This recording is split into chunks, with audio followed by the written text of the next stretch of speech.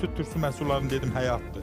Südün özünü normalda yeni olmuş uşaqlara və heyvanlar da yeni doğulmuş balalarına verirlər.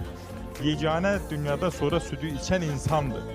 Başqa heç bir canlı insanın da süd verdiyi pişikdir. Japonlar da tapır ki, süd içən pişiyin ömrü süd içməyənə baxanda 2 dəfə qısadır. Və insanlarda da neynir süd? Az miqdar içən kimi mədə bağırsaq qleyləyir, yapışqanlayır və ishal əmələ gəlir, ayaq işləmə əmələ gəlir. Ona görə qəbz adamlara süd verilir ki, ayağı açılsın. Qara pencəyin üstünə tulla birəcək süd axır, sonra bıçaqla təmizləyə bilməyəcəksən.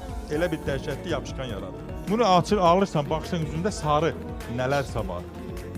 Elə bilirlər ki, bu yağdır, südün yağıdır. Xeyr. Siz onun qaymağını pişirəndə görürsünüz ki, bu nədir? O yağ yoxdur orada qaymaq. Və onun tamam başqa bir şeydir. Alıb gətirir, qatığı açır ki, yesinlər. Biraz keçən kimi bankadakı qatın hamısı olur su. Tanımadığın adamın qatığını alma. Yaxşı süd varsa özün çal.